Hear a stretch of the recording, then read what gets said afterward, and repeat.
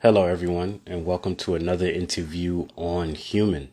Today, we will be interviewing Franca Baroni, who has practiced immigration law for several years, has even teaches people how to bring their heart into the justice system, and a multitude of other accolades that she has that we will be talking about today on this interview. Without further ado, we'll be bringing her on. Just hold on as I get her situated.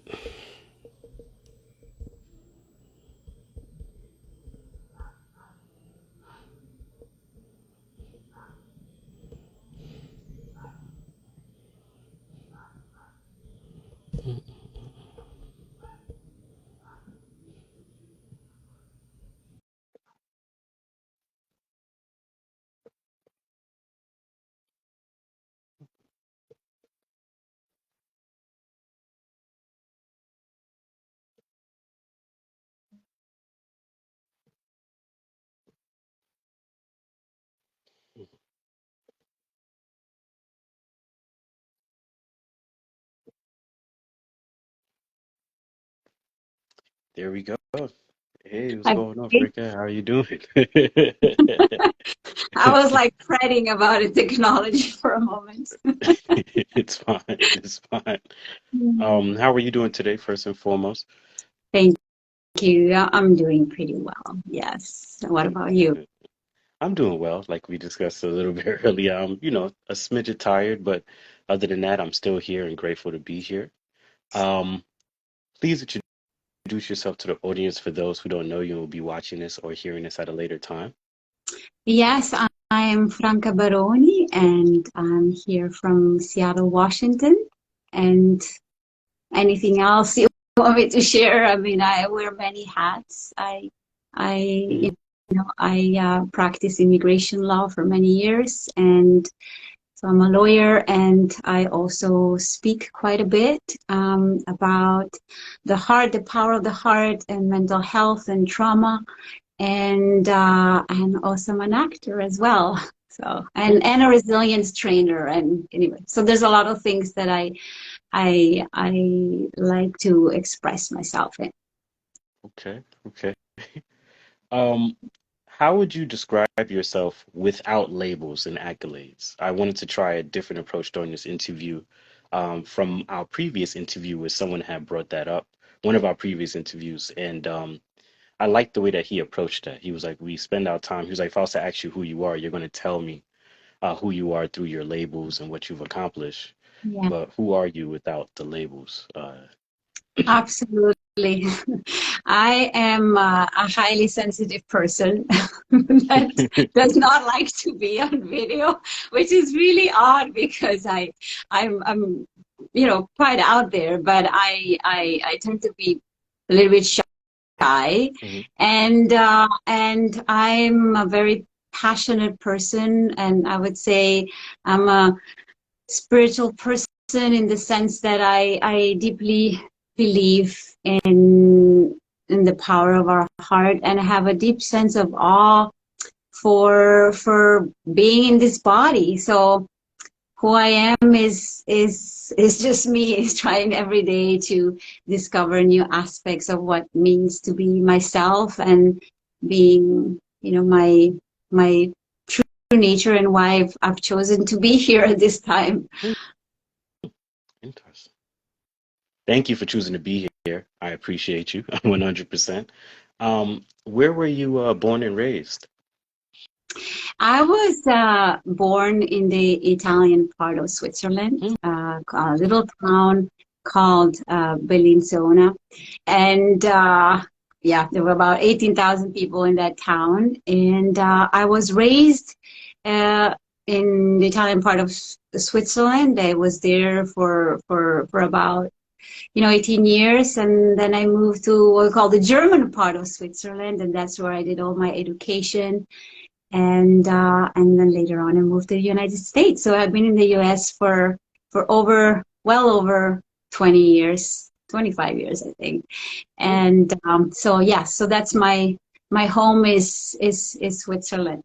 So I grew up like in a uh, um, cultural mix because my father is originally Italian. He's an Italian immigrant to Switzerland, and my mother is from the German part. So I grew up actually in a bilingual household, so speaking Italian and German. So that's a little bit about my background. Out of curiosity, because many people I feel like don't know too much about Switzerland. It's kind of like a question mark when it comes to Switzerland. Yeah. Yes. So what can you tell us about Switzerland, Yeah. just to kind of give us some insight? One thing I can tell you, it's not Sweden, because that's what I consistently run into in the United States. Most people, when I say I'm from Switzerland, say, "Oh, it's Sweden." Well, Sweden is a country way up north of Europe, and Switzerland is located right in the middle. At the south, there is Italy. On the east, there is Austria. On the north, there is Germany, and on the west, there is France. And in Switzerland, we speak. We have like three, actually technically four national languages that are all recognized. So all the products that we buy in the stores and the laws and the national public radios that we have come actually in three languages, in German, Italian, and French. And then we have a tiny minority of about 100,000 people that speak a language is called Romansh, which is it's a odd mix, and but it's wonderful that Switzerland has really made the effort to preserve that as a language and as a culture. So we're a good example of how cohabitate, because the mentalities of people in the German part, in the Italian part, and French part are quite different, and so that's so. But although we have different languages, a different culture, and different sensitivity, there's that sense of being Swiss that brings us together. So. And what did you say the language was that was preserved again? Oh, that language that was preserved is called Romansh. Romansh. My grandmother actually was speaking that, but I never learned it. But it's a very obscure language that most people don't know that it's spoken. It's spoken in the eastern part of Switzerland, mostly in the mountains. Interesting. When most people hear Switzerland, they hear Swiss bank, you know. I know, and actually, a lot of people don't know that in Switzerland that people speak Italian. I mean, the area I'm from, it's the smaller area, so it's also like a minority. So most people also associate Switzerland with the German language, and actually the language is not exactly German, but it's called Swiss German, which is a dialect that it's hard to understand even for people from Germany. But interesting enough, on TV, the official news are actually delivered in real German. So, but we have this dialect, and there's many different accents throughout the country of the Swiss German that is the most common language. Yeah. Out of curiosity, does Switzerland itself have its own language? Because I heard you speak about the different languages that are there, but I was always curious, does it have its own language that it came up with? The language of Switzerland are the ones that I listed. And when you say own language, I would say like the Swiss German, which is like a dialect of the German that is spoken in Germany, is peculiar to Switzerland only. So, but even with that, within that Swiss German, there's very different accents, and so there's a lot of richness there. Interesting. So I know you told me you're from Switzerland, so you're just to rewind it back, your ethnicity is Italian and German, Swiss German. Like my father is originally from Italy. Like many people that actually live in the Italian part of Switzerland, their ancestors are from Italy, and then my mother is from the German part of Switzerland. And so, when I was going to school, I was speaking quite a bit German at home, but then again, when I was going to school with my friends, and my education was all in Italian. So. Mm. Mm. How important is family to you? Ah, family is very important to me. It, it's it's my foundation. It's very grounding to me to have a close family. But it's interesting enough that I actually chosen to live my family in Switzerland Mm.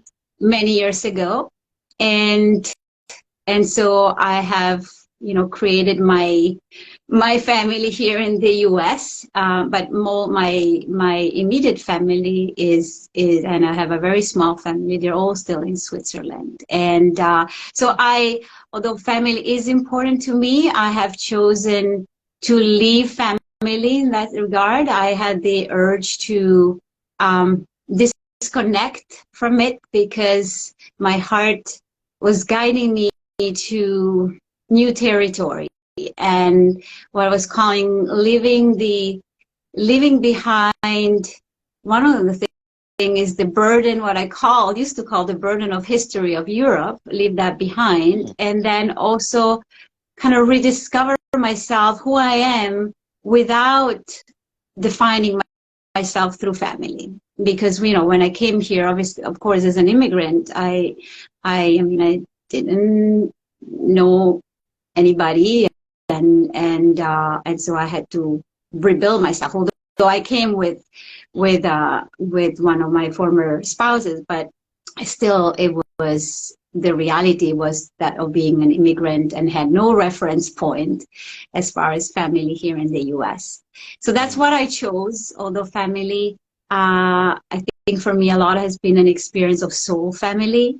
I have wonderful people in my life that just feel at times even closer to family, that can see through my soul and hear and feel me, and I feel I do the same for them. So I think family is layered. We have our blood family, and then we have a bigger family of individual that we resonate with, and then the bigger human family, which we're in right now.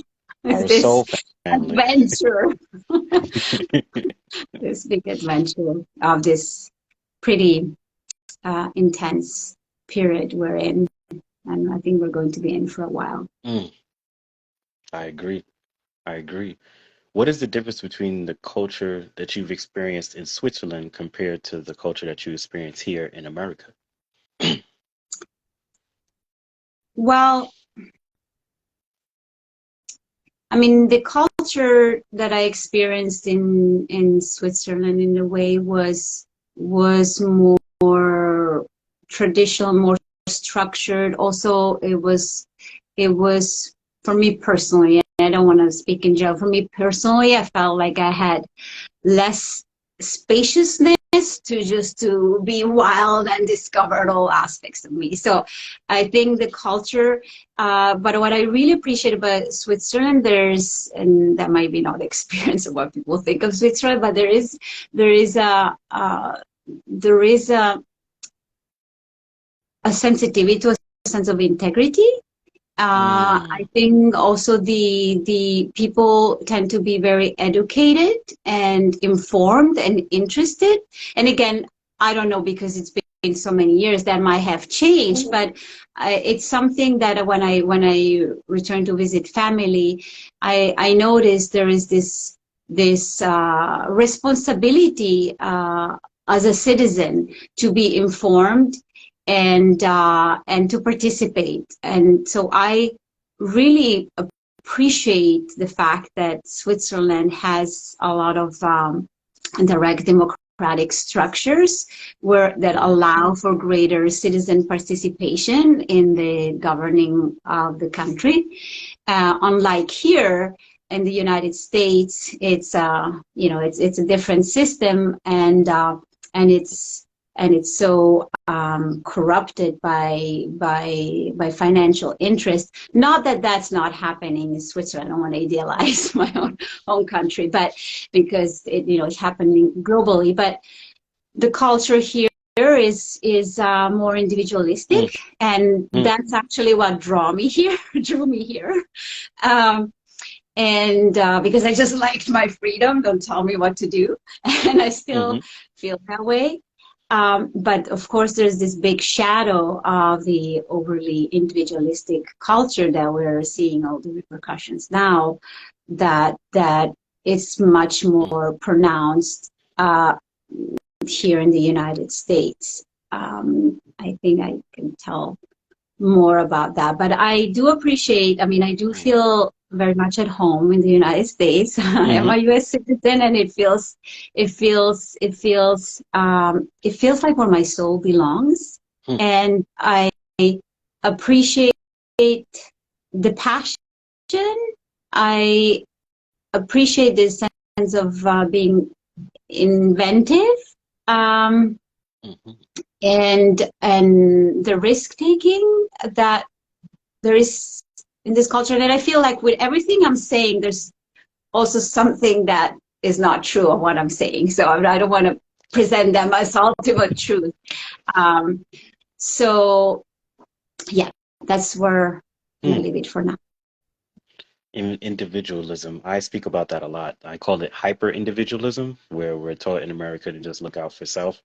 It's one of the reasons why I do want to experience moving overseas, at least for a while. Yes. To get a different take on what community can look like. Yes. Because you could develop a community here, but I feel like individualism overtakes it. I don't know how to explain it, but everybody, especially as the years go on and on and on with the financial, like you said, financial greed and the gap between the rich and the poor, it's a lot of like I have to look out for myself at all costs, right? So, and I totally agree with you, Troy, because I think also like the social level that generally, like, well, in Switzerland also is a more privileged country, right? But there is there's a tension to strengthen the social fabric, and also with that, what we call like the middle class, right? It's kind of like, there's not like those extreme poverty and extreme rich that this country is based upon. That is totally unsustainable. And so, yes, there's more a sense of a community in that regard. And also, one of the things I really appreciate about Switzerland is the environmental sensitivity. There's much more consciousness around the damage that our individual choices do to the environment, and solutions on how to address that, which I think the United States has a very low level of environmental consciousness, and that is something that I struggle with. And there's also one aspect that I wanted to, that maybe ties in with extreme individualism that I experienced when I came to this country, was like a deep sense of denial around the narcissistic wound of the collective body of the United States. There's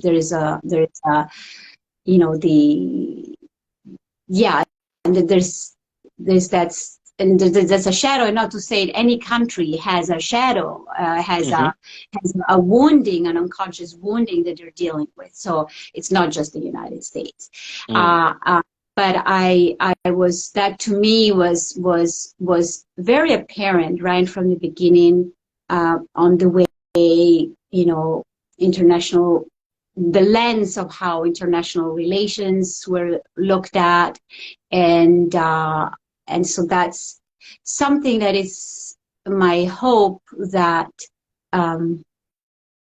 with this big crisis that this country is experiencing, as far as the divisions, the depth of the division, is to look together at the that narcissistic wound that is impacting everybody, and that is beyond where they, the political labels, because that is what allows the body of this country to heal and to hopefully be an example in a different way of it. How would you describe a narcissistic wound to someone who, let's say, has never heard of that before, or it's something that they don't know how to put into words? How would you put that into words? Well, a narcissistic wound is a sense of entitlement,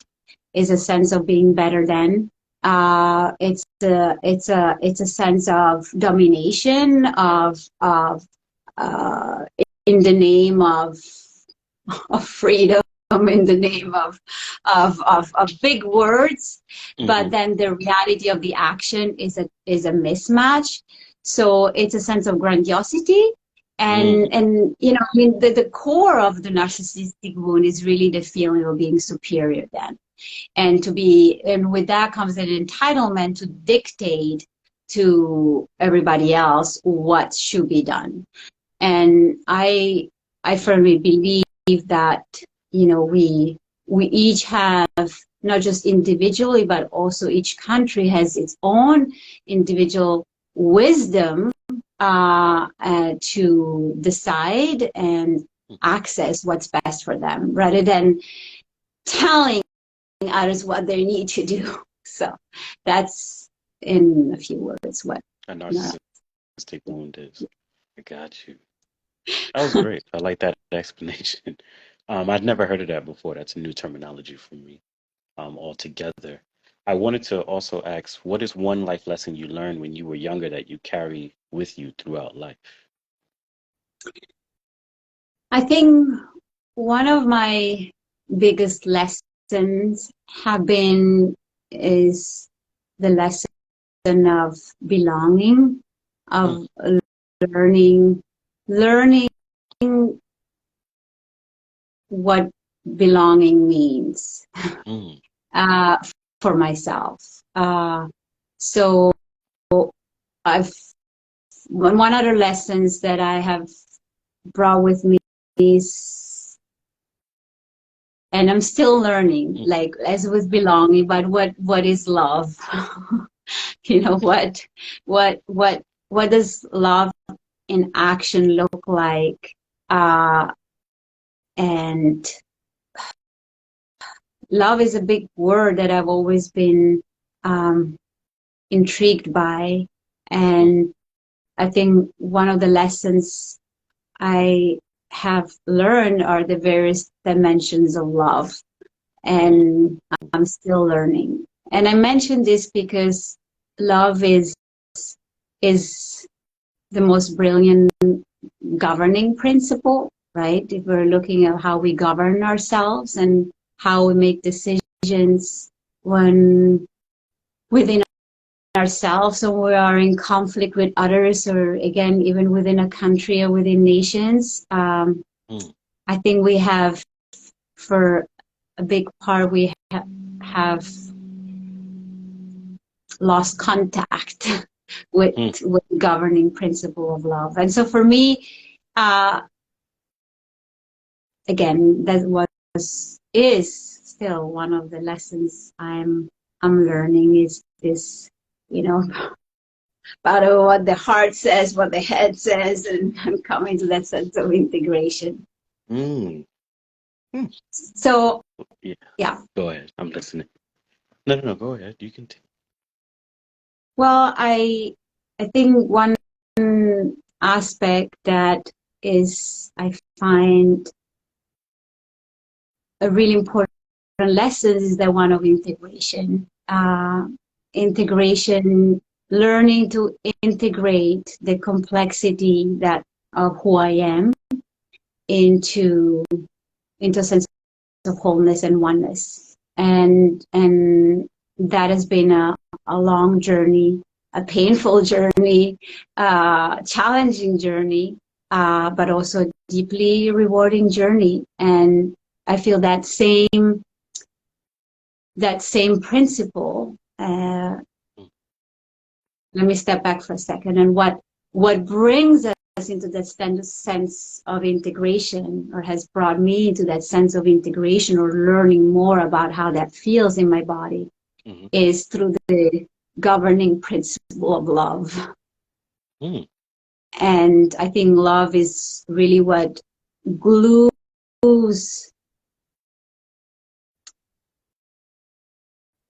us together into a sensible self. And I feel that same principle goes again for us collectively, right? Where we have to learn to integrate the different parts of who we are, different parts that have different agendas, that thinks differently, that different belief systems, that have different even stories. How do we bring them into a sense of integration? And I think that's what, for me, what love has the capacity to do. And unfortunately, in our culture, very often love is equated just to religion, or it's equated to romance, or is equated to, like a whatever. I mean, and not to discount any of that, but love is beyond any belief system, beyond any institution. And I think that's really part of my passion in this lifetime, is to discover, like I said, this public heart, this bigger love that can help us govern in a way that brings that serenity and peace that every single human being wants into an experience. Very well said, by the way. It's funny you should bring up love. When I was promoting your interview, I purposely picked out the songs that I used to promote your interview on purpose, and it had a lot to do with love. Oh. One of the last songs is called "Where There Is Love," and it's a really, really good song. I advise you to check that out on your own accord. Very, very good song. Thank you, I will. What is the most impactful aspect of the family structure you experienced growing up? Yeah. Well, I think the most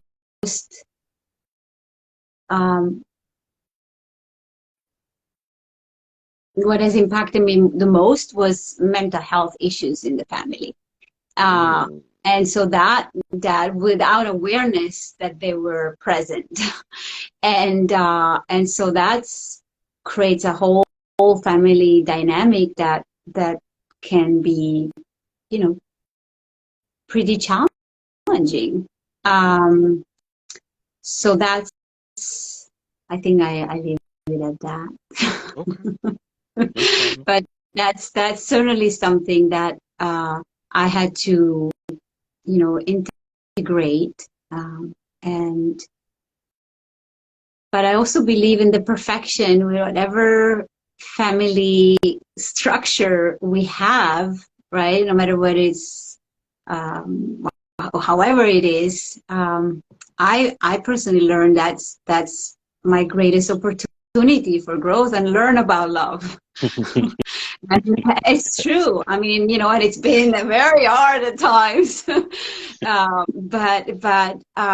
the truth is, I do feel in this field of love that we're all embedded in. There is no mistakes, and that's, I think, in our human dimension, is the hardest to accept, especially when there's trauma and there's abuse and there's, whatever we experience. There are no mistakes. When you speak about mental health, I guess I wanted to focus on that for a second, and ask, how can a family, for one, identify um, the mental health issues that are going on, and what does it look like for in your opinion, the family to tackle that, the mental health issues that are going on? I feel that the very first step is really educating ourselves of what mental health issues look like. And because we are so embedded in this called patriarchal society, where a lot of the mental health disorders are actually considered healthy and something we want to strive at, which is a very big problem in the first place. So that's why we're very confused. We don't even know what's normal and what's part of, and what is not normal, right? Quote unquote normal, but what is healthy and what's not healthy. Yeah. So I think educating ourselves around, I think personality disorders, like such a being, again, narcissistic personality disorder or borderline disorder or different mental health disorder, I think, and educating ourselves also around trauma. It's extremely important because most of us are embedded in a trauma field. I mean, our society is a traumatized society that is experiencing PTSD and many other symptoms of trauma. So, but because we're so immersed in it, we don't have awareness when our behaviors, whether it's manipulation or gaslighting or lashing out or withdrawing or numbing or distracting too much or whatever we do is as a strategy, we don't have awareness of the context. Where is that coming from? And we can only start to make changes in our family when we have awareness, right? We understand the context. So my invitation is from my own experience. When I learn about it, not only it gives me a sense of agency, the sense of knowing what I can do and what I cannot do, and also I think it also increases a sense of compassion. Because again, even with mental health issues, right? We're not like we're choosing to have them. I mean, you know, sometimes they're genetic, sometimes they're inherited, and sometimes also a lot of behaviors just come from the very traumatic past we experience, and we're just simply surviving and grappling with it, and we don't have the resources. So I think education is the first one, and then also learning to the skills of how to resource ourselves. And I think that's part of what I love to offer also to my colleagues, you know, when I give a lot of classes on resilience, how do we build resilience?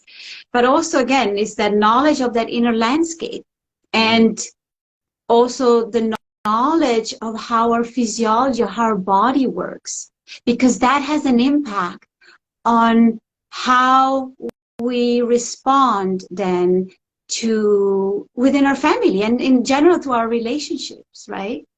So we have to, like we do in the airplane, right? You put your mask on first. If we don't have an idea what's going on within ourselves, if I don't know what's going on within my body, and what I'm feeling, what I'm thinking, and how I'm responding, then the impact that I can have on those around me is limited, and I just move into reactivity rather than creativity, right? So that is a big invitation. I mean, I've spent my entire life on this journey, and I continue to be in that, because that is, if we talk about governance and constitution, right, have a new system for a country, that knowledge of self, knowledge of our body, knowledge of our mental emotional state is the constitution of any, not just individual, but for families, but for our countries as well. And we have been living in the patriarchy, in this system where we have all these systems and regulations on the top, but there's no foundation. There's no foundation or a faulty foundation to rest upon. And so I think that's really where it starts. Self-governance is what creates healthy democracies. But if we have never learned to even understand our inner landscape and all the wars going on within ourselves, how do we even think about creating a peaceful world on the outer, right? It just doesn't, it doesn't work that way. So that's, you can tell I feel passionate about it, so I don't want to go on and on. Okay, I can tell. No, it's no issue. I'm here to listen to you. That's what the interview is for. I love that you do bring the passion to the interview, 100%, you know. Um, wow. Ooh, I have another question for you. That was good though. I love the way you dived into that, especially self-governance. It's extremely important. A lot of people are not in touch with themselves. We spend a lot of time practicing escapism, especially within the society, instead of dealing with the problems head on, you know? Like, So, can I just say something before you do that question? mhm. Doing that dive, it's really hard. Hmm. And that's Hmm. why we don't do it. I mean, I can tell you from my experience. I mean, I've died many times and faced all the deepest demons, right? And where you feel like you're being ripped apart and you're on the ground. But I think on the ground you're taken apart. But I think we need to cultivate that courage, right? The heart, which that's the word courage comes from, is to have the courage to move through that. Because without that, we just keep repeating the same Cycles. Hmm. cycles. Hmm. What influenced you to get involved in immigration law? How did that journey start for you? I know that you said you immigrated to the United States. So what did that look like, that journey? Well, I think I mean, I started practicing immigration law because for some practical reasons and also for the reason being myself an immigrant, having gone through that process when I came to the United States, it was really challenging. Hmm. I was again way less challenged than the people I'm serving these days. Okay, so this I call this bourgeois suffering of what I was dealing with, Mm. but still, it was impactful that I was not able to work. I was feeling my self-esteem was getting lower and lower because nobody wanted me, needed me, even though I had all these degrees and so and the new language and the new culture, etc. And so that experience of being an immigrant myself certainly was a motivator to then, help other people that were in situations that way worse, Mm. mine not even comparable. It also, I think there is a deeper aspect of what I chose immigration. Well, first of all, my PhD I did in public international law, so it was about international human rights, and so I Mm. was always drawn to the more the collective dimension, and also on how we can stop that insanity of all this brutal human rights violation. So that, Mm. of course, when I came to US, this practice immigration law was kind of a natural, was what was more close um, to what I always wanted to do. Mm. And I also do think, and I see that also with many of my colleagues, what often draws us to, and again, I don't want to speak for all immigration lawyer in no way. I speak from my experience, but I also know of others. It's our own personal trauma. Mm. Having experienced trauma and what it means not to belong and feeling somehow abandoned in some way, that helping immigrants allowed me also to heal my own trauma on bringing people together, Mm. and that's also a motivator. And And yeah, so that's and then I had a practical reason that brought me to immigration, because I was living in Florida at that time, and immigration was the only area I could practice because I didn't go to law school in the United States. And Mm. so that was some practical reasons, but I'm really glad that now that has changed, and I haven't changed the field. For me, it's very rewarding to practice immigration because there's a lot of at stake, a lot of stake. It's very, the way I practice with my clients is really heart to heart, and I can support people that also have gone through traumatic experiences, and that feels very rewarding. I don't want to deal in an area of law where it's just about money and how much money I get and not get. It just feels a little bit too petty. I mean, Yeah, it's not money. worth my time. It's just not what I'm about. I'm not, no Understandable. judgment whoever chooses to, practice in those areas, but it's just not me. So. Mm, mm, understandable. What is humanitarian U.S. immigration law? I saw that when I was doing my research, and Yeah. I was just curious about what that looks like and how that works. Yes. Well, there is different areas of immigration law, some that Mm, deal with employment-based immigrations, where people that apply for work visa or invest in the United States.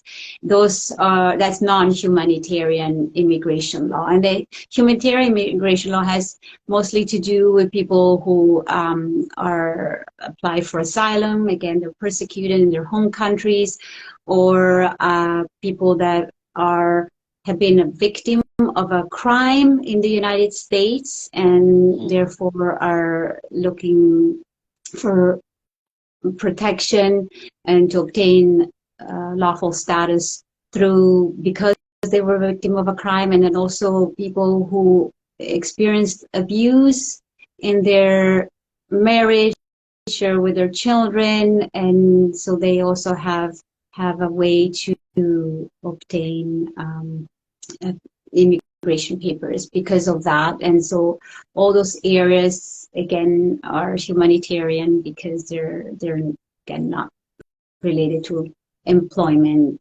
and mm. related to more humanitarian aspect of the law.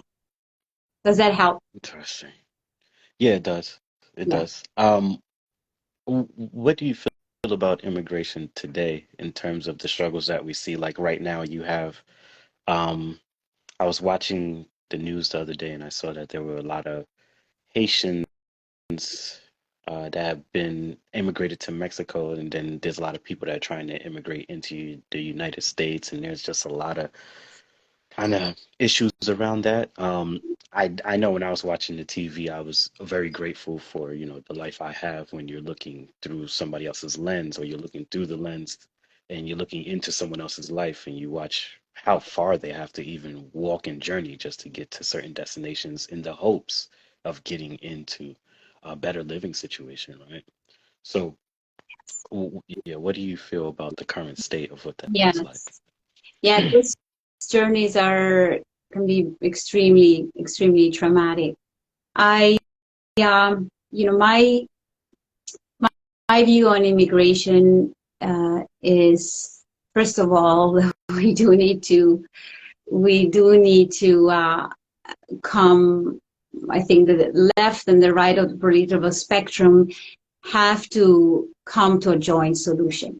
Mm, I think I'm talking first a bit about the meta version. I do feel that just letting everybody come into this country is not a solution, or having a wall for anybody is not a solution either, right? Both are non-solutions. And my hope is that the various parts, uh, political parts, listen better to each other, and which they've been trying for many, many years, because immigration, unfortunately, it's a very political issue that is kind of this bargaining chip that they use against each other. And in truth, there have been very little progress in comprehensive immigration solutions for many years. And I have to tell you that, and again, I can only speak for myself, but often I feel that immigration judges and the immigration lawyers that work for the government as private attorneys, I mean, we all really want immigration reform because the system is broken. The system is really broken and not sustainable. I personally feel that a greater focus has to be brought also to help the countries in this case, a lot of Central American countries, maybe even Mexico, to tackle the reasons of why people want to leave their countries. And because the immigration issue is a band-aid issue, right? It's like how many band-aids are we going to put on a bleeding wound, right? It's not going to solve the cause. Because the truth is a lot of people are coming here given a choice, they would rather stay in their home country. Nobody wants to do that. And again, not everybody. I'm sure there's some that don't want to stay. But I think it's really important that our efforts are also focused on supporting to eliminate or decrease the corruption, and also tackle the gang issue that is, you know, it's a big issue that drives those economies. And so I would love to see more help for self-help in the countries where we see most immigrants coming. And yes, I see some comment, there's too many drugs coming in. I mean, you know, it's a complicated issue, and I think there's so many vested interests on every side, and immigration is kind of finding itself sandwiched in all those issues that have to do with, you know, selling arms, the drug profits, etc. So we have to become more serious about tackling the root causes.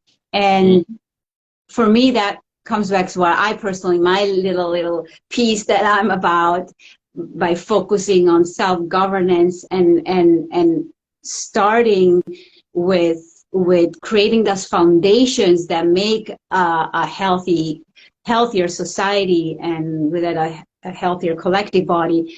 That is super important, because otherwise we continue to deal with all this, the issues we're dealing with today. So that's where I am with immigration. I do feel we need to have good filters. We also have to be compassionate, and I personally, you know, just really represent the people that I generally feel have a serious and valid persecution claim. And there is also the reality that, you know, I think certainly a good number is coming to the United States for economic reasons. And again, that's understandable. You know, if you have countries where even if you want to work and you work hard, the gangs take away your money, right? And you can never get ahead. I do understand that that's you know, a very valid reason if you have families to feed, to immigrate into the United States. However, you know, we have to decide also what is a valid reason to come under the laws and what's not. So again, those are very complicated issues. There's not like one answer. Fits all. I get it. That fits. Yeah. I know this is going to be a little bit more broader of a question. I just wanted to ask this stuff. What is your opinion on the current state of our justice system? I think this is going to be interesting answer here. I know that you practice U.S. immigration law, and for a second I probably got it, slightly confused with general law, law in general. But I do want to hear that from you. You're very passionate when you speak, and so I would like to hear your perspective on that. Yes. Well, I wouldn't just speak about how the justice system is right now. I think I would like to talk about how the justice system has been for a long time. And I think right now we're just seeing more and more extremes of what the repercussions are of a justice system that is not uh, working on the foundation of the heart. Mm-hmm. So that's I think, of course, and I think this has always been the case, that there is a enmeshment between politics and justice and the justice system, and that's been there for a very long time, and that is very problematic. I think we don't really have an understanding what justice really is. We're operating in a system where justice is defined between rights and wrongs, right? That's a typical brain space, and very often when we define what's right and wrong from the brain, we're not able to access the essence of justice, which is in the heart. So our justice system, what we're seeing right now and what we've been seeing for a long time, it's a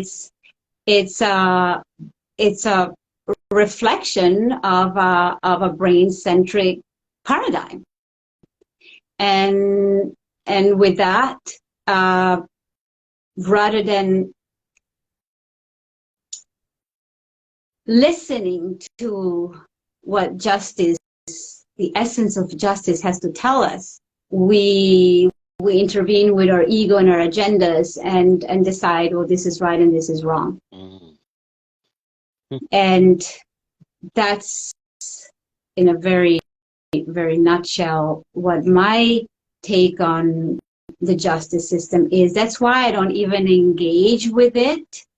I'm more focused on assisting in the way I can, the legal profession, and for us generally as a citizen, to reconnect to the essence of justice. And that comes back to having an awareness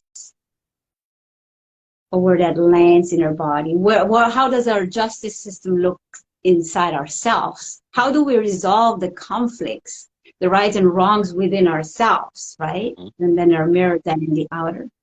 So I think for me, I already early on in my legal career, I became aware of that discrepancy. And now I can articulate it better than back then, but I'm not interested to try to continue to put band-aids on the surface, but I'm more interested, let's go down and look at the foundation of where justice really is, and cultivate and nourish and nurture those, so that then in time we naturally will create a justice system that is more sustainable. I mean, what we're seeing today is just a natural, logical result of a brain-centric, patriarchal way at looking at justice. So that's just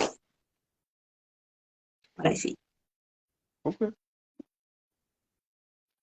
Now, that does not mean, I mean, I'm making a point here. That does not mean that justice is not made in the courts, and there's restorative justice. I mean, there's a, various approaches that I'm sure are contributing to the experience of justice. And though I do strongly feel we need to go a step deeper to make real change. You know, it's So not about just changing who's sitting on the Supreme Court that all of a sudden is going to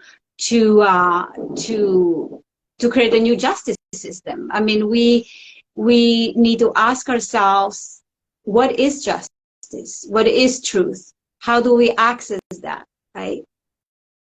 And then we'll find, in time, we'll find representatives that are able to hold that question. But right now, you know,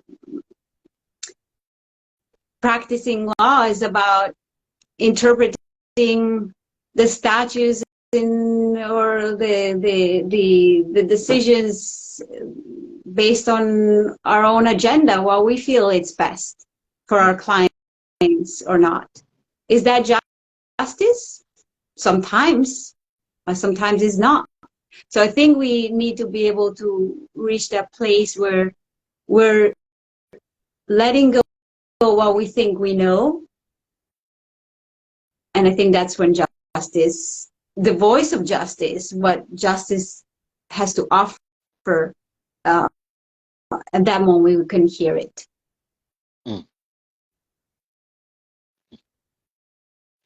what would a justice system that leads with their heart look like in the world of today, in your opinion?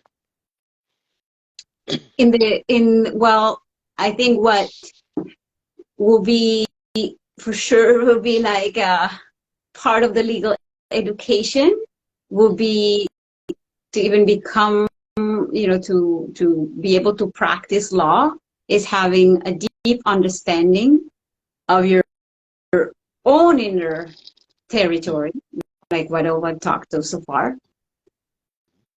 Understanding how to bring about what we call a state of coherence, which is a state where we're able to better align with justice. So giving at the level of education all those resources to understand the role of the heart and what we can do. Because very often, you know, lawyers show up with all their own baggage and wounding and all, you know, and how can they then actually generally help their client if they bring in their own baggage, right?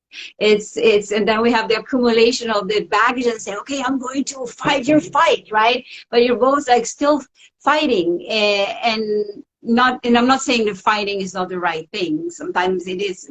I think fighting, I like to see fighting in being clear and sharp about being in integrity. I think that's what I would like the fight to be, just to be humble and also vulnerable and know that we actually don't know. We don't know what's the just resolution, right? I think the knowing comes in the experience and maintaining that humility. And so how that you said how that will look like, first again starts with the education, and then of course also with the qualification for being a judge, right? That those qualifications have to be there also for you just to be able to be on the bench and have those skills on how to listen at a deeper level. I would like to see like proceedings where the parties are taught. You're not just dealing with the laws and what the laws are saying, but you're actually assisting the parties to access their unconscious agreements, unconscious patterns that brought them in the conflict in the first place, right? So I would love to see the role of justices to support, and lawyers too, to support the parties to access where the conflict generates in the first place. And so I would like definitely also mental health professionals work closely with with lawyers in the legal system, and even our understanding how we're looking at law, it's not just like a set of of decisions that we have to look after, or statutes, but we look deeper in the laws written in the clients, those unconscious law written in the clients we're dealing with. And that's what I will love, and I think it's possible. It's not this utopian vision. It's very possible, because these days there are more and more skills available, and we just have to train. We have just to train people and on how to serve justice in a more holistic way. Even within an adversarial system. I'm not saying everything has to be solved through a mediation or arbitration. I think even an adversarial process can make sense, right? So it's but I think generally we tend a little bit like choose one route and stick with it. I think a lot of lawyers are just our profession is very narrow and just used to what it is. And the reality for, I think, a lot of lawyers have lost contact with what justice really is. It's just like, it's about looking how many clients, looking the bottom line, looking to please whatever constituency, it's just like it's business, right? So I think the serving justice, it's often a great advertisement, but whether it's then and again, I'm not speaking in general for every lawyer, right? I mean, it's not. But I think general as a profession, although it's all about justice, I think the deeper inquiry, it's just not part of the equation. Or not. Maybe it's starting to change more and more, but it's a long road. Okay. With that question being answered, can you please tell us about public heart? Public heart is a word that I came up with while I was writing my book back years ago on governance. And actually, that book was an act of listening to my heart and the wider heart. And one of the words that came through was cor publicum, which is the Latin word for public heart. And so the public heart being the gateway into a system that leads us to a state of greater coherence and health and wisdom. So I see, I mean, the public heart now is, of course, part of my branding, but it is I had to trademark it, but it's really, it's really the heart of the collective that we can access through our own individual heart, because in each of our own heart, we hold the heart of the entire collective. It's holographic in a way, and it's like the same thing like with trauma, right? We may have our individual trauma we experience, but in our body we also hold the trauma of our family, of a generation, right? Again, like the trauma of racism, all that, we hold that in our body. And I think the same way the public heart is, we access it in our heart, and we can find what is in the highest good of everyone, regardless of our personal agenda, in our own heart. And that's the beauty of the power of our heart as opposed to our head. That is very clear, and I speak from experience. I have a lot of judgments and ideas of what is true, and I've been humbled many times. You don't know anything. And so that's what the public heart is. It's a key into a system of governance that is much more sustainable and connected to our bodies, connected to the earth, to the beautiful body of the earth that feeds us every day and makes us breathe. And Okay. Okay. I wanted to switch the flow of the conversation into yeah. something that I feel like is definitely a great art. How did you get introduced to acting? What brought about acting from practicing immigration law, into acting? What was that? How was that transition? I have a funny story about that. When I was 20 years old and I was just, just starting law school or in the middle of law school, somebody told me, well, actually, you should be an actress. I don't think you're really a traditional attorney. And I was like so insulted back then because in the culture where Swiss culture, being an artist was basically being a loser.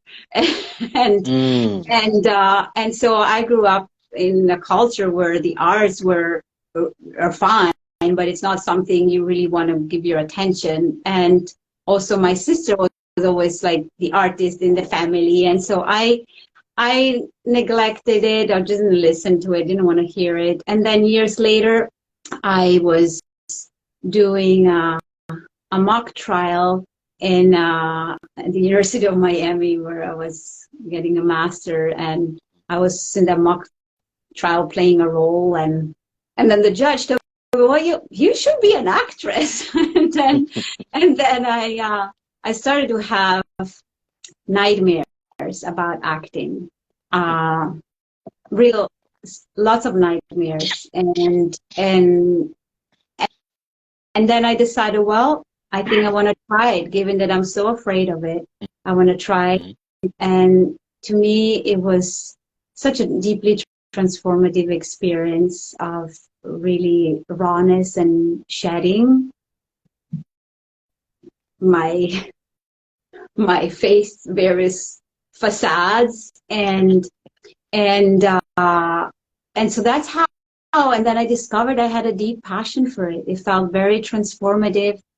And so I did a training in theater, and then I wrote, a small, like a short one-woman showpiece back in 2005, and I loved the experience of using my body and my intuition and expressing, and then I wrote again my one-woman show that is now streaming on demand, that I performed a few years ago. That was very deeply satisfying for me to express through the art also what I'm about and what the public heart is about, because I feel in the ancient times a lot of the wisdom were transmitted through the arts, for the good reason that when we can feel the emotion, we can feel the heart, we can we can relate to what's happening in the moment on stage. I think we're just moved more deeply than if we are just listening to a lecture. And so for me, I love to integrate that, and it's just what's satisfying to me. I feel more alive when I have the opportunity to perform. Nice. That's a beautiful story, by the way. I wanted to also switch it over again because I want to cover some of the things that you've accomplished. When it comes to public speaking, what were the challenges you've had to overcome to get to, to get that 20 years of experience underneath your belt, you know? What did that look like? Well, I think I'm still learning to speak well. You know, it's a practice. Mm, I think with the public speaking, for me, I it has always been a draw from my heart. I've always been pushed to speak, even though part of me, as I said at the very beginning, I'm shy and I just don't want to, but I'm always feel drawn mm, to share and and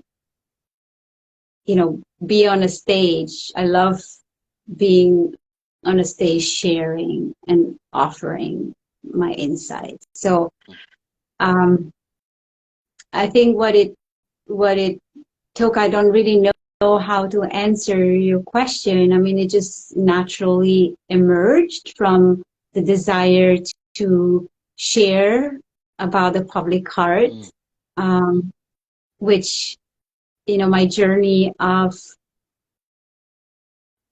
deeply believing in the power of the heart in our legal profession has been a challenging one, because I've been often felt like alone, and mm, and lawyers is a pretty conservative traditional crowd. So I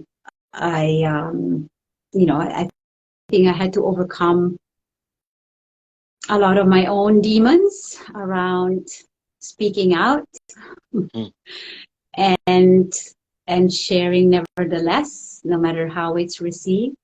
mm. And so I just threw myself in there and continue to do so, although my comfort zone is not to share.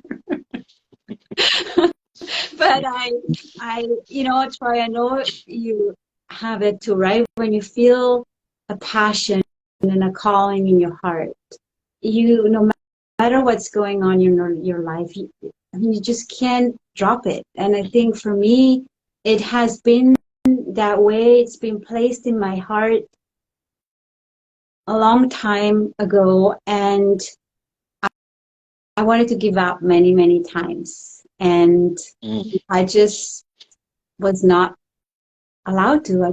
Life, and that's why I really believe in the perfection and the grace and the beauty of the field of love that is guiding. I've just always been pushed. No, you continue.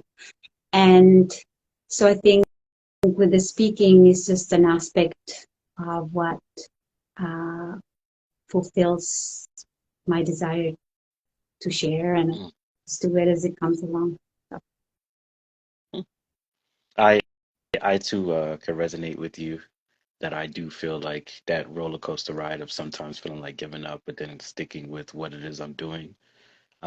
Especially uh, in a world that's getting so used to instant gratification, and a lot of people don't understand it takes a long time to build something that really, really means something, you yes, know?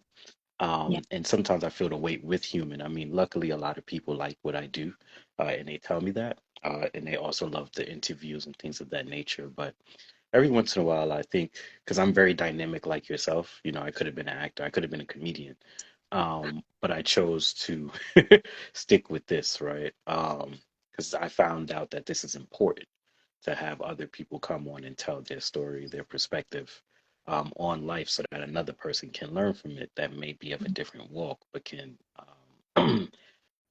get the similarities and resonate with what it is that you're saying, right?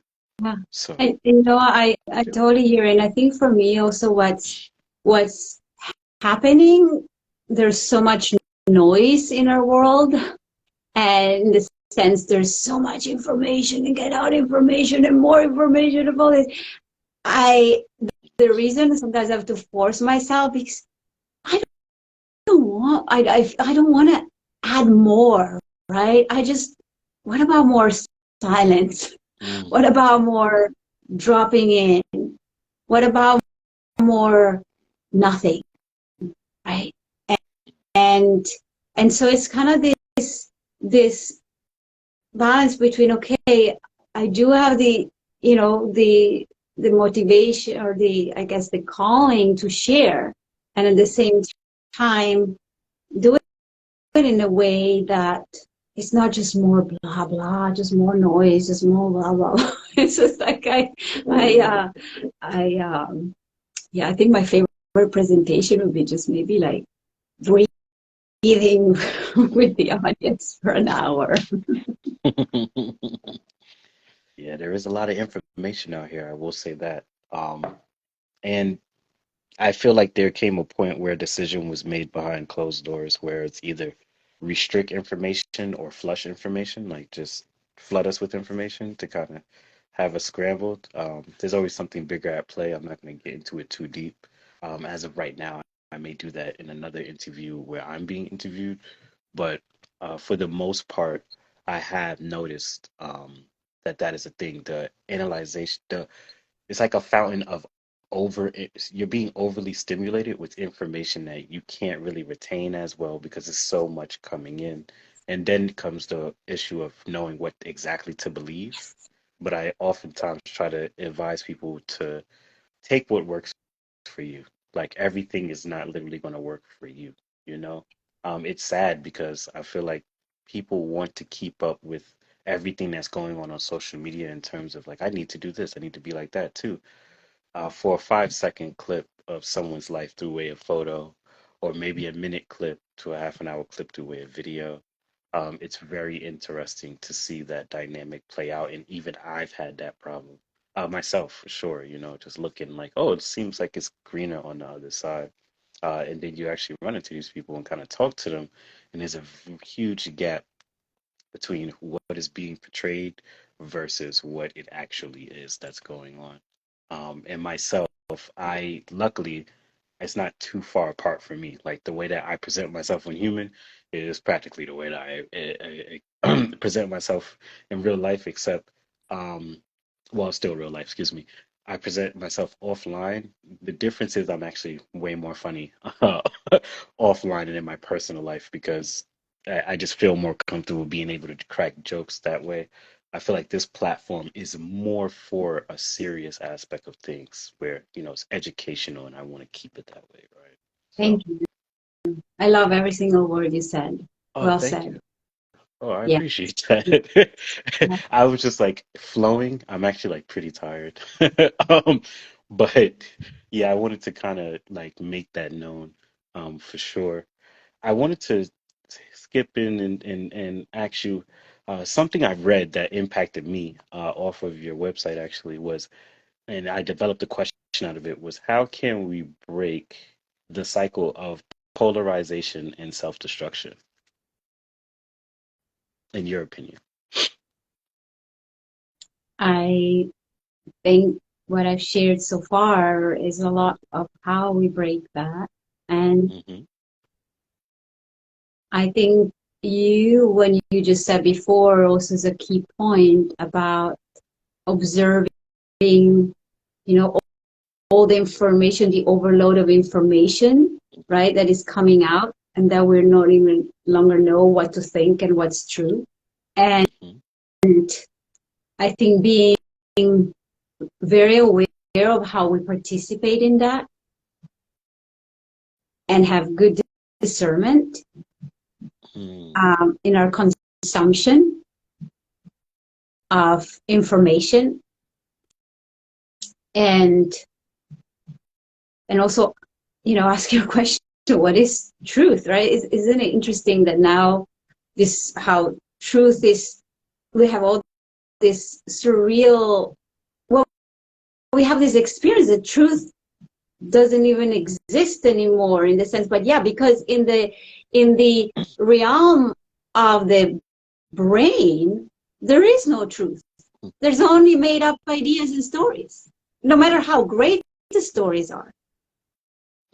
And I think the extreme of these times of polarization and, you know, fake news with this, and then AI that will create all sorts of weird, weird version of truth, or whatever, of reality. It's like, it's interesting we're being shown the extreme of how a world that is brain-centric operates. There is no truth. And I think the only truth is the truth of our experience, right? And that is in our body in the moment, and in our heart in the moment, and even in our head in the moment. But we need to be aware that it's that is the truth.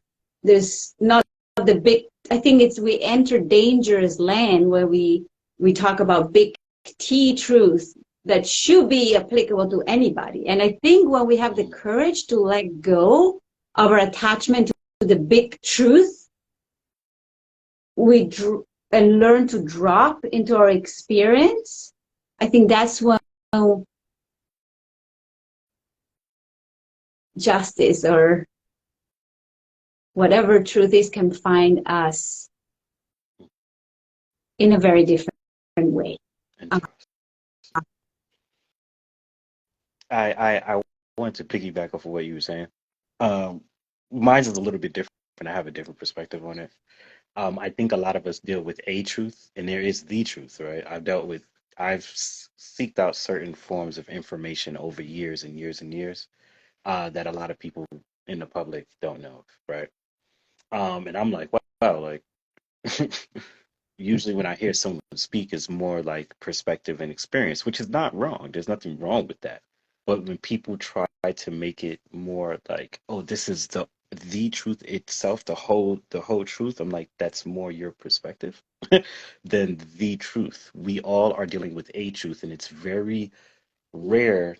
And I get what you're saying, which is we're speaking on two different sides of the same coin, but there's a difference between a truth and the truth, right? And a lot of us, I feel like, as human beings, don't know the truth. And I feel like, to a degree, if we found out the truth, like actually what happened, and not like this, like, oh, his story, kind of thing going on, I think we'll be shocked at what's really going on in the world, right? Like at the level that it's happening at. So it's interesting when you say like it being brain centric and to feel with your heart, because I often, during a campfire session before, I spoke about how I use emotional intelligence, and I don't use it as like controlling my emotions or suppressing my emotions. I use it to feel out what is really going on. A lot of the times, like at times, I could be pretty clairvoyant. I could feel what's going on the other side of the world without me having to necessarily be there. Or I could read something and be like, oh, this is not, I could feel like, oh, you're lying to me in this thing, and kind of get my feelings activate my imagination into what may actually took place, right? Whether I'm right or not, that's a whole different conversation. Yep. But yes, I think that it's very important to consider those different things, a truth versus the truth, a brain-centric way of approaching that versus emotional route, and how does it look like for all of these to come together as one in their complexity, if a person chooses to do so, right? So, Yeah, interesting. very well said. Oh, thank you. I appreciate Yes. that. Um, how does the science of coherence and neuroscience coincide with the heart and mindfulness? Uh, well, the heart is is deeply connected to coherence. The heart is the organ that moves us into a state of what we call physiological coherence, which is a highly efficient physiological state where we're not wasting any energy, right? And it's also that state where, like we just said, when you can feel that something is happening on the other side of the world, right? It's when we're like aligned. And so when we're in that heart coherent state, also our intuition Hmm. is much stronger, and our brain is also synchronized. Hmm. So we have different parts in our brain that when we are not in a state of coherence are disjointed, and when we through our heart bring about a state of coherence, there's a synchronization that happens that then also synchronizes the various parts of the brain so it can function optimally and then translate all the information to our body so it functions more optimally. And so that's the connection between heart and coherence. And neuroscience, I think in the way, because I mean, neuroscience is all about, I'm not a neuroscience expert at all, but it's all about learning about the brain and, you know, building new connections in the brain. But what we do know scientifically is that by learning to bring about a state of coherence through our heart, it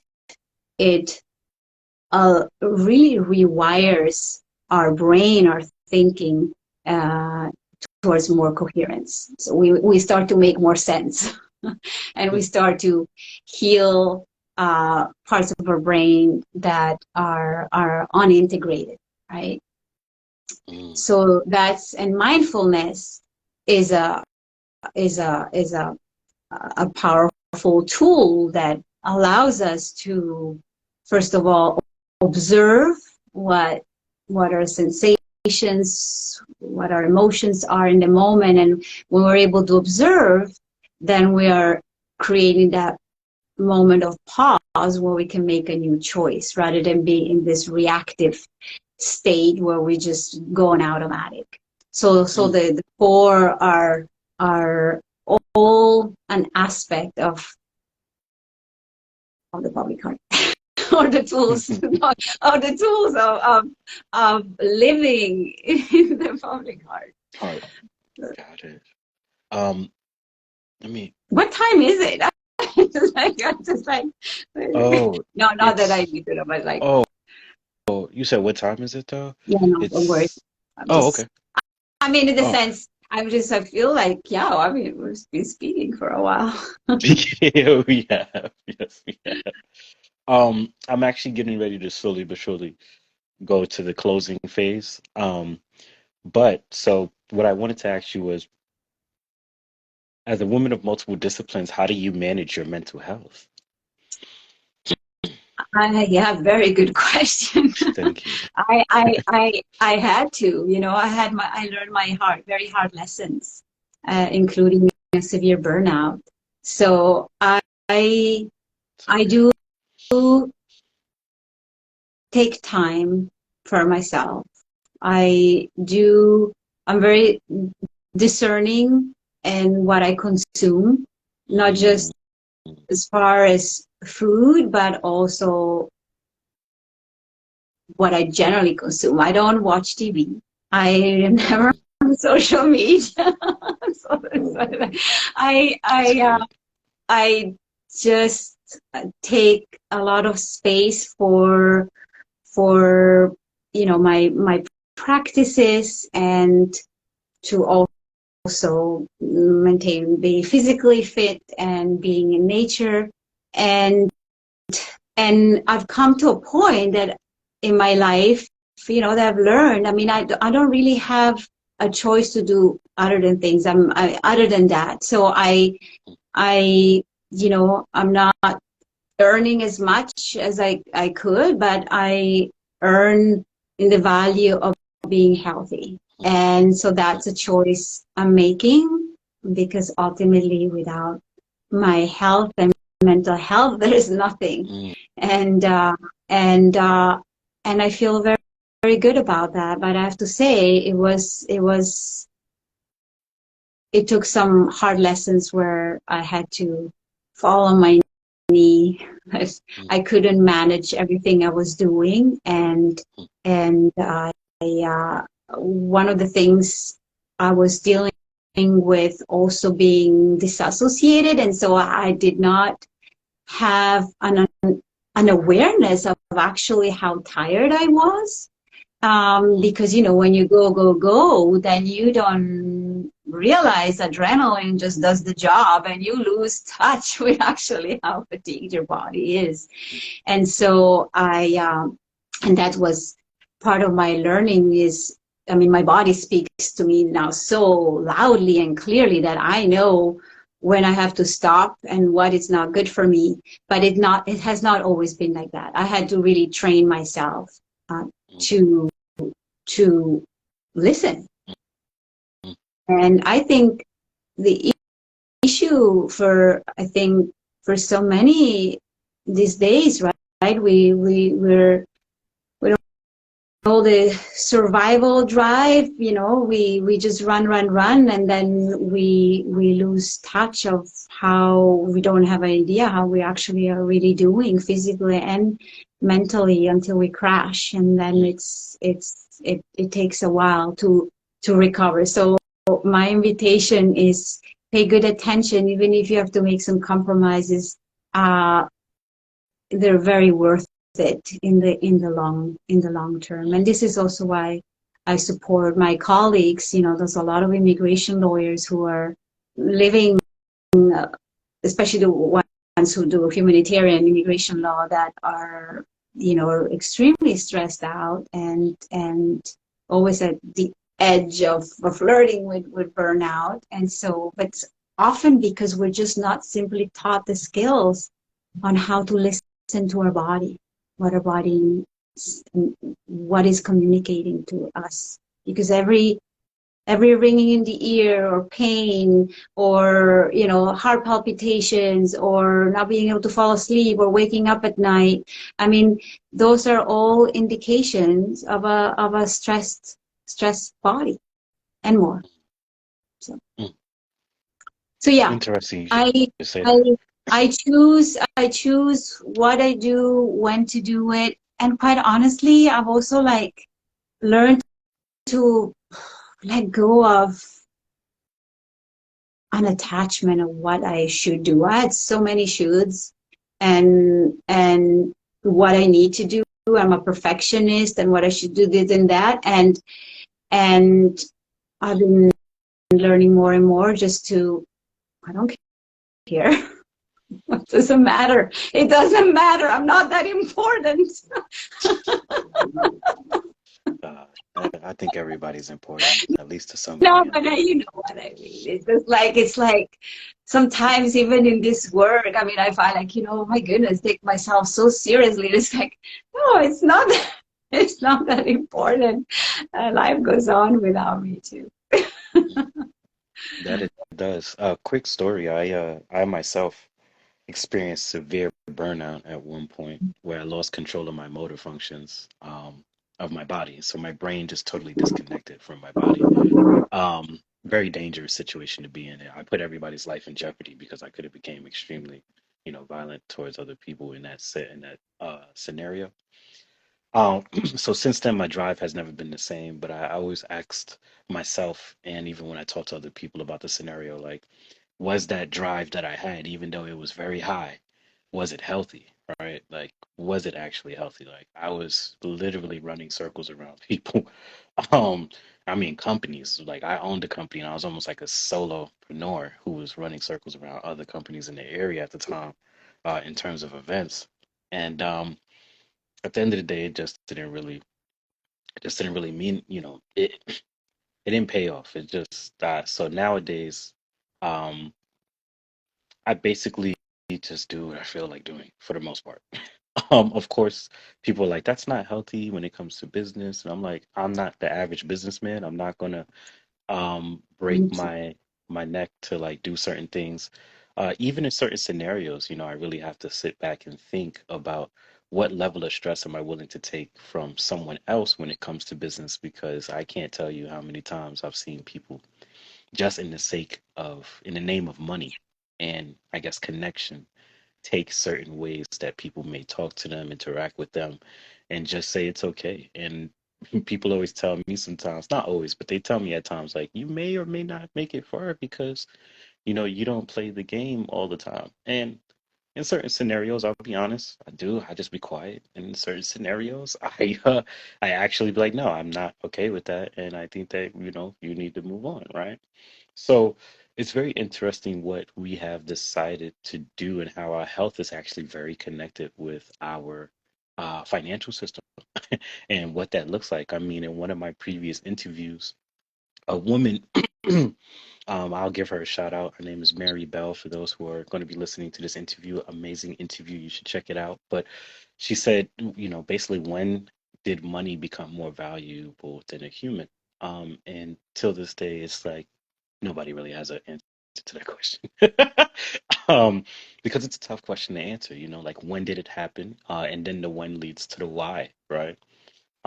Which then leads to a truth that may lead to the truth. You see how that all works? um, but yeah, it's just kind of um, you know, yeah, it's crazy. I myself sometimes fight with the ideology of just like business itself and like how it's like Thank you. particularly ran. And I even question myself as a business owner, like, at times I'm like, damn, is this like the field that I should be in? But human needs to be protected, right? So the only way you Thank can really protect it you. is if it's do a business entity with it. So you're welcome. No, Thanks, I Frank. really resonate with everything you're saying. That's also been my inquiry about, business, right? There was this striving for more and more and more. And I think a lot of it's unconscious and also like more and more for, for a good cause, but then not realizing we're actually feeding the very same paradigm that we want to stop. And so there a discrepancy there. And so how do I remain in integrity? Why not feeding that? And not, I have made a choice, and I'm not really caring as much how much business I have or not. I trust it when what comes my way. It's what needs to come my way, and I I think, collectively and with that or as individual, I mean that unconscious agreement of scarcity, right? The Mm, assumption of scarcity, I mean, is driving our experience. And so it's learning to tackle that and translate that in practice. It's takes courage, and it is a practice. mm. I also want to bring up something else too that I find to be troublesome at times. Leading back to social media and you saying that you stay on social media. People's existence is tied into social media now that I've even experienced it. Like if you don't post, it's like you don't exist. Yes, And you're like, wow, I know. like I'm not receiving the likes and everything like that, but I still do exist. I'm alive. I'm speaking to you now. And it's just very interesting to kind of see that when it comes to the financial aspect of things, it's very dynamic why we do what we do. Um, and partially even doesn't have to do with ourselves. Like a lot of people gain things to show it to another person. To be quite honest, like, I know firsthand that to be the truth because, like I tell people, I designed myself to look a certain way. Like when I was homeless, I purposely dressed a certain way, purposely wore certain things. For one, so you didn't know I was homeless, and two, the shock value of when I say I was homeless would shock you into a certain thought process. When the brain is in shock, it leaves me with enough room to jump in, right, and do whatever it is that I want to do. Luckily, I've never been malicious and manipulative in a negative way, right? So, um, it's very interesting to see, where we're going as a society. And I fight with this often, even with social media. I love it as like the way that I use it as a tool to like teach and show other people's lives. But I've seen it become such a messy playground that I oftentimes don't even want to like do the social media management aspect of what I need to do for my business anymore. But it's important. I'll tell you real quick, and then I'll jump into, I'll give you the floor back. I remember like for Go ahead. a week straight, day after day, I spent like jumping from TikTok, Facebook, YouTube, and Instagram. I'm managing everything, putting the videos up over here, over here, over here, over here.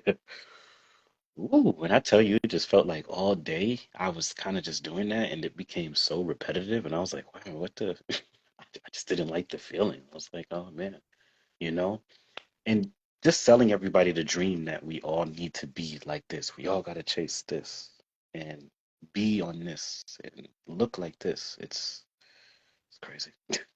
Thank you for naming all of that. I Oh I yeah. so much resonate resonate. I feel that's the interaction with the machine, right? It's the I feel it's this growing machine with the vampiric machine, and I think that for the I don't have the solution. But for me, I chose a solution not to engage very little. But now that I launched my one woman show again on streaming online, I had somebody else dealing with the social media because I just not feeding my being, and I Yeah, same here. and it's a question. I think it's a question that I think a lot of us have. How do we face the reality that it's needed in order to share the message, right? And how we do in a way that it's not draining. But for me, how do I mean in integrity with my own message by choosing not to feed a machine that is moving us more into the head. But Hmm. maybe I'm wrong too. Maybe the social media is moving us more into the heart. But I think it's the use of it, but even because the way it's designed, and I didn't study the way it was designed, but I pay attention, and it's like the way it's designed is meant to like draw you in, and it promotes FOMO, like fear of missing out, correct. and you believe that you need to be in another place. And I'm speaking from my own experience of things that I've went through that I'm actually consistently working on getting over, right? Like comparing myself to someone else's life. Like I said before, I know a lot of people, I say all the time, I know a lot of people I ran into, it was like day and night. The way they were on social media was not the way they were in real life. It was a far few in between, okay? And I mean, I've ran into people that were like this countless. I, the, once again, the way people see me in real life is the way you're most likely going to see me on social media. There's not too much of a difference. I just have to be professional. In real life, I could be more dynamic because I know a lot of different things, right? Yeah. And I've experienced a lot of different things. So I think it's important to kind of for everyone that'll be listening to this is to take the time to draw back and see if it's really necessary for you to interact with it, and gauge how much are you interacting with it, why you're interacting with it. You know, another thing was I had to make a decision whether I wanted to be homeless for the rest of my life or try to live off grid versus entering in. And I think this will resonate with you well when it comes to the public heart situation that you're going through. When I decided to get back involved within the matrix, I was like, I'm going to go ahead and make it worth it, right? That's why we're here with human, is making it worth it. So Yes. And it's it's like, been really worth it to spend this time with you. I had thank you. it's like, oh, really, do I have to do like a social media interview? I'm like, oh, I don't know. But you, of course, you as the man of heart that you are, Thank I'm you. very, very happy to be here. Thank you very much. I just want to quickly end this, well, not end the interview, but end what I'm saying, and I will jump right back into, give the floor right back over to you. I once asked myself a question. I said, do I want to die like a man on the corner on the side of a block? Nobody knows, but I have so much to say and give, but nobody can't hear it, see it, because I'm just a man on the corner. Now I can impact one person. That's cool. But I'm trying to die like Michael Jackson, I guess, right? Like I know there's two extremes, but billions of people heard his music. Some people understood what was the point behind some of the music he was putting out. Like his song "They Don't Really Care About Us," right? Mhm. Where he was speaking about certain things in that song, right? Dealing with the world and the powers that be. And so just really kind of, I guess, making that decision. Now, I don't intend on being as big as Mike, nowhere near, to be honest with you. That's not my intention. But I rather know, and I struggle with this. Trust me, I just recently struggled with it last week, to where I didn't post, I didn't do anything on Instagram. I was like, oh my God, I don't know how I'm going to upkeep the human thing for a second. But I was like, this is always impacting someone in a greater way, right? So making that firm decision, like I made a decision to come back into this life, come back into this world when I was homeless and I had an option to go off grid. Obviously, now with so much technology, off grid is not real anymore. Um, But yes, it's just making that decision, you know. So when it comes back to what you were saying, because I don't want to stray too far from the point that I'm trying to make, is that when it comes to what you're saying about the public heart, you know, I think that's a good thing to think about. Like, do you want to kind of go all in and really, you know, integrate into what's kind of going on to help spread your message, you know? And even if you don't go all in, because I don't want to make it an all or nothing kind of thing, like then you know, build that flow that works for you. Sometimes you might be in the public light, sometimes you don't. Like I don't post about my life on social media on a personal scale. I don't see the reason why. I don't need to show you that I went out and ate fancy food. You don't need to see where I pop up at. That's just me though. You know? So Yes. Yes, absolutely. That's why I disappeared from my audience for 1.5 years. And then I just had like a really dear friend who kind of basically kicked me, said like, okay, I'll help you. And so I said, okay. And you know, it is a balance. It is a balance. And ultimately all of us have to find what our balance is. And you know, it might be different from what my balance, your balance is. So mostly important that we follow what feels resonant to our physical body mhm. and our So the next question I have for you is what advice do you have for someone who is looking to maximize their well-being? Hmm. Take a deep breath right now to the center of your chest.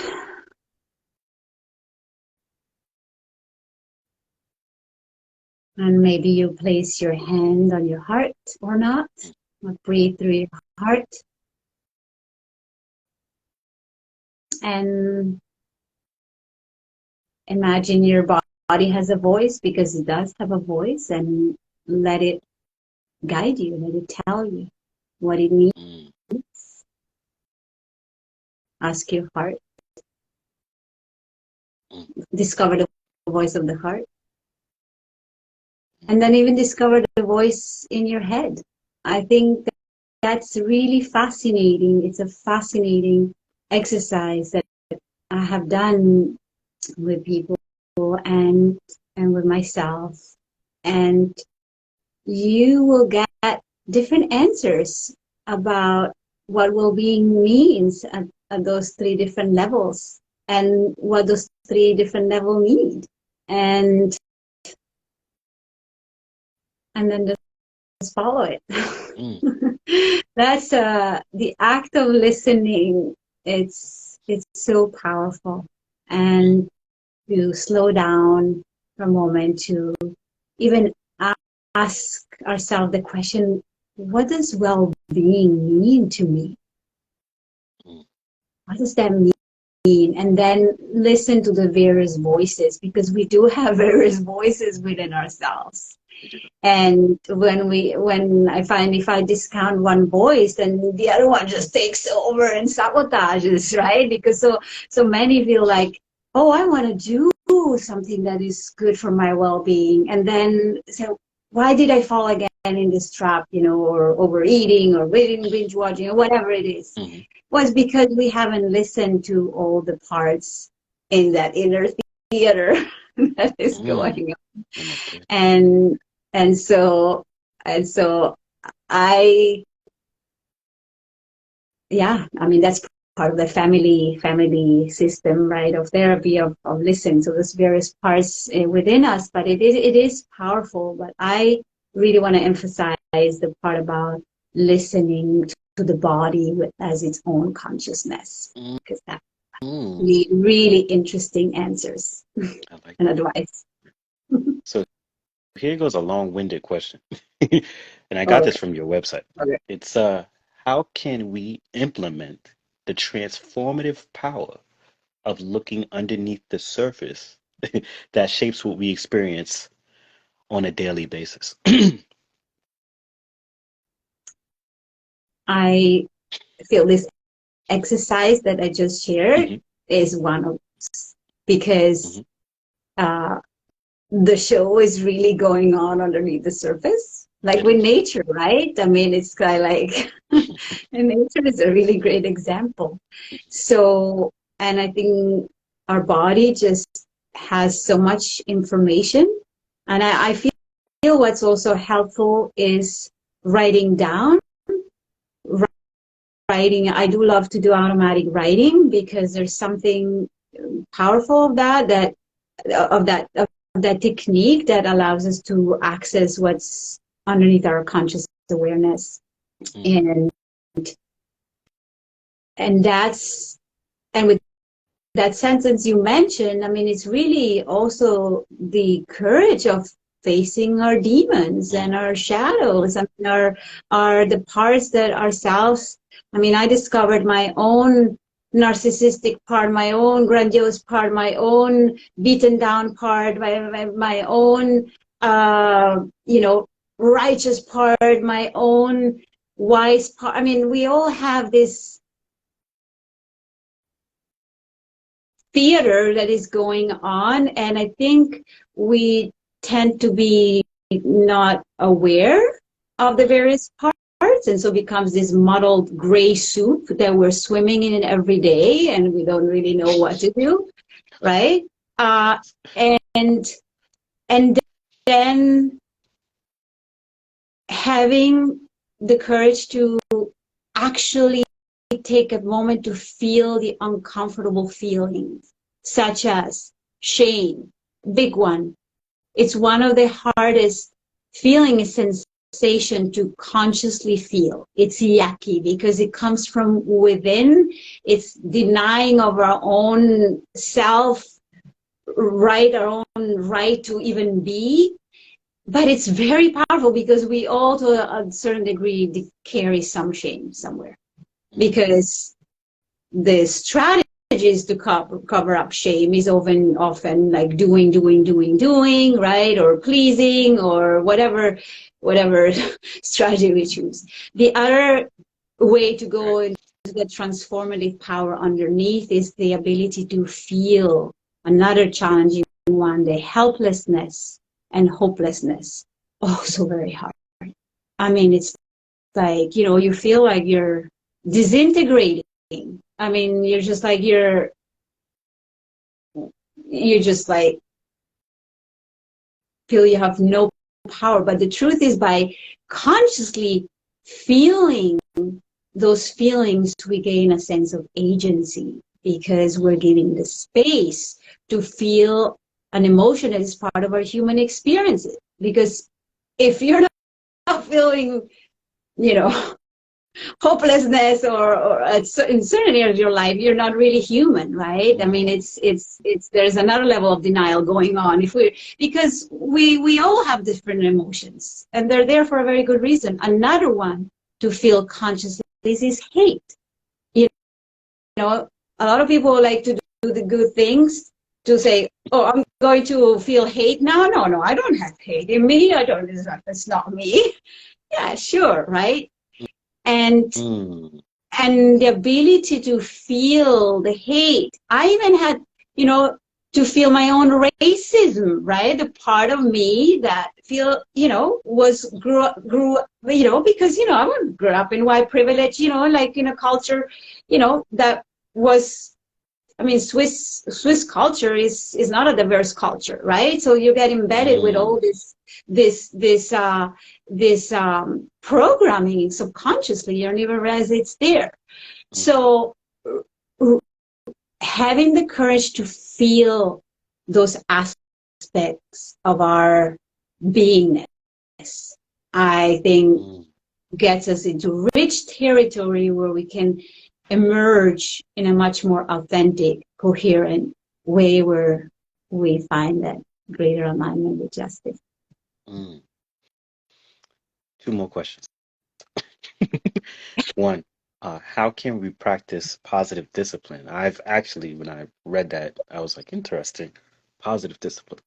So discipline also has a negative side, but I know how that works. Trust me, I know how that works. It's like you You speak saw to that in yourself my when you do something wrong. curriculum, the positive Yes. discipline. Oh, Yes, okay. Yeah, that yeah, I did it. I looked with great intent. I I do not know. start with great intent. Yes. A positive discipline is actually a methodology of parenting. And so when my son was younger, I did a training in that because, of course, I had my parenting questions and challenges. And what I love about that, basically, it's about combining firmness and kindness, right? So we learn positive discipline is to learn to be kind and firm. And I think this is not just about in the way we discipline children, but I think even for myself, learning to be firm where I tend to procrastinate or wanting to disappear or, or like being overwhelmed, and the kindness, and then cultivate at the same time the kindness, for the parts of me that feel not good enough or unworthy or unlovable, or, so it's that beautiful mix of of cultivating those two qualities in the way we discipline ourselves. But I don't like the word discipline. It feels too harsh.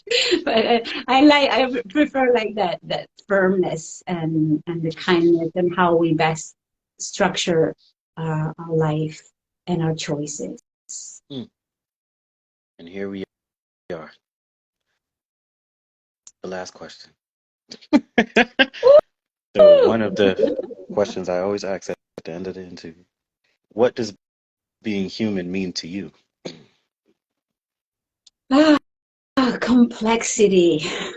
Complexity, richness, rawness, vulnerability,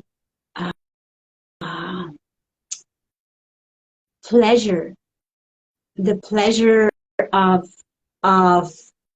having an experience in the body, like the ability to taste, the ability to, to touch or to feel the water when I take the shower, to smell the, the environment. I mean, just I have this reverence for being human, for having the richness of being in a body, because when we're in oneness, which obviously is what we're, cultivating, to be in this state of oneness and love, the formlessness, but the state of formlessness, I feel that's where we're coming from, where we end up with. So there's a great privilege in being human.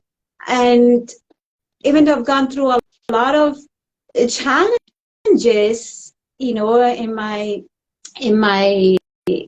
my recovery from PTSD and, and etc., and the burnout, I feel there's so much richness in that. And so I'm grateful for my human experience. I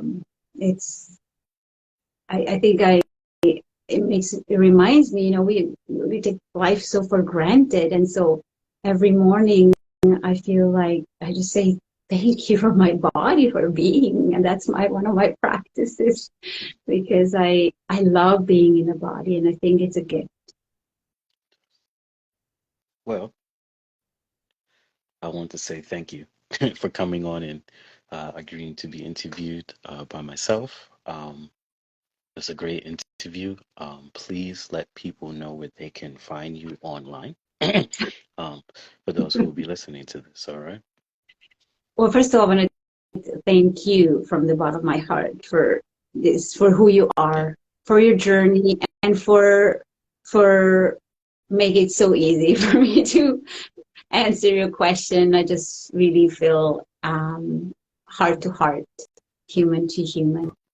And so it takes skills to be able to interview in that way. And I really appreciate it because I've been in interview they're just kind of shallow, and you realize the person who's asking you questions not really even really listening or cares about the answers, right? Mm. So thank you for the experience of a heartfelt uh, exchange. And where you can find me on social media is Public Heart Core, I think. You just enter Yeah, it my is. name, Yeah. Franca Baroni, and there is I do have an Instagram account, obviously, since I'm here, and Facebook, and also my website, which is publicheart.org. And if you want to be in touch with me, there is a way to be in touch with me there. And I do want to say I'm excited about my one woman show that is now streaming on demand because it's a theatrical version of my life. And so check it out if you have a chance. So Yes, indeed. I want to say thank you for everyone who has tuned into this interview live, and thank you for those who will be listening. Um, Amazing interview. As usual, this interview will be put out 24 hours after it's recorded, and I look forward to what the future holds. Do you have any final remarks, Franca? Franca? oh, let's just breathe together through our heart. Whoever is listening, and us, the two, breathing into our heart and finding that courage of being ourselves and speak our heart. Yes, indeed. And And for listen. those, excuse me, no, do you have No, something go else to ahead. say? I'm sorry. No, that's it. And as usual, I will be closing out the interview. For those who are listening, this is Wise Truth, also known as Troy. Thank you for tuning in to Human, the multimedia platform / global community where we encourage people to find truth in another person's perspective. Um, Logging off. Have a great day, everyone. And remember that we are all human. All right. Speak to you Thank, soon. Franca, actually, I'll be calling you. All right.